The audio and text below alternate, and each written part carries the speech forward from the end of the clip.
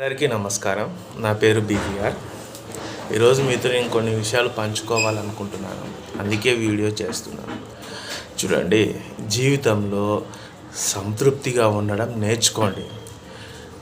నువ్వు సంతృప్తిగా ఉండడం వల్ల లాభాలు ఏంటి అంటే, నీ పెదవులపైన చిరునవ్వు ఉంటుంది, నీ మనసు లోపల ఆనందం ఉంటుంది, రేపటి గురించి ఆలోచించాలి అనే బాధ ఉండదు, భార్య బిడ్డలతో సంతోషంగా ఉంటావు. ఇవన్నీ సంతృప్తి వల్ల కలిగే లాభాలండి. సంతృప్తి అనేది ఒక్క రోజులో అలా డింగని వచ్చేసేది కాదు.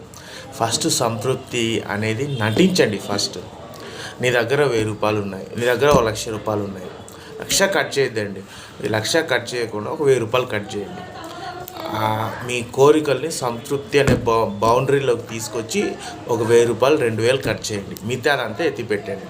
ఇలా ఎత్తిపెట్టడం వల్ల మీకు డబ్బు సేవ్ అవుతుంది. మీరు ఒక కంట్రోల్ సిస్టంలోకి వస్తారు. విచ్చలవిడిగా ఖర్చు పెట్టడం అనేది చాలా ప్రమాదం. ప్రస్తుతానికి బాగానే ఉంటుంది ఎంజాయ్మెంట్గా, తర్వాత చాలా సీరియస్ ప్రాబ్లం అవుతుంది.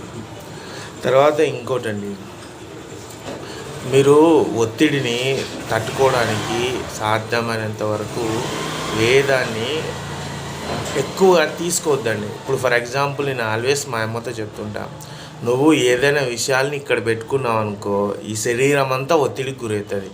ఏదైనా విషయాన్ని ఈ చెవితో విన్నావు, ఈ చెవితో వదిలేసినావు, అప్పుడు ఒత్తిడి అనేది తక్కువగా ఉంటుంది. ఒత్తిడి తీసుకోవడం వల్ల ఇప్పుడున్న ఈ జనరేషన్స్ అసలు చాలా సఫర్ అవుతున్నారండి బాబు. అసలుకు ఈ ఒత్తిడి వల్ల ఏమైందంటే, కుటుంబంలో సరైన ప్రేమ ఆప్యాయతలు ఉండవు. ఎప్పుడు పని పని, డబ్బు డబ్బు అని పరిగెత్తుతూనే ఉంటారు. కనీసం వాళ్ళు జీవితంలో ఏం మిస్ అవుతున్నారు అనేది కూడా వాళ్ళకి అర్థం కావట్లేదు. చిన్న చిన్న ఆనందాలు, చిన్న చిన్న సంతోషాలన్నీ ఈ డబ్బు మాయలో, సంపాదించాలనే మాయలో అన్నీ కోల్పోతున్నారు. చివరికి ఒక 60-70 ఏళ్ళలో వచ్చిన తర్వాత వీళ్ళు వెనక్కి తిరిగి చూసుకుంటే ఏముంటుందండి? ఏముండదు. వాళ్ళ పిల్లలు పెద్దగా ఉంటారు, వీళ్ళు ముసలోళ్ళు ఉంటారు, వీళ్ళని చూడడానికి భారం లేక ఓల్డేజ్ హోమ్లో వేసేస్తారు. ఇంకా అంతకుమించి ఏం జరగదు కదా.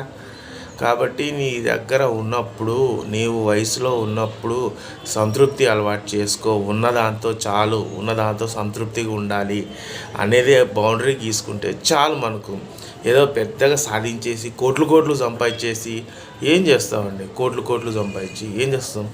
మనిషికి డబ్బు అనేది ఒక ఎనర్జీ లాంటిది. ఆ ఎనర్జీ ఎక్కువ కొద్దీ ఏమవుతుంది తెలుసా? కొన్నిసార్లు మన శరీరంని హానికరం కూడా చేస్తుంది. అది తప్పుగా ఏమైనా మాట్లాడి ఉంటే నన్ను క్షమించండి. మీకు నచ్చితే మాత్రం సబ్స్క్రైబ్ చేయండి. మీ బీవీ.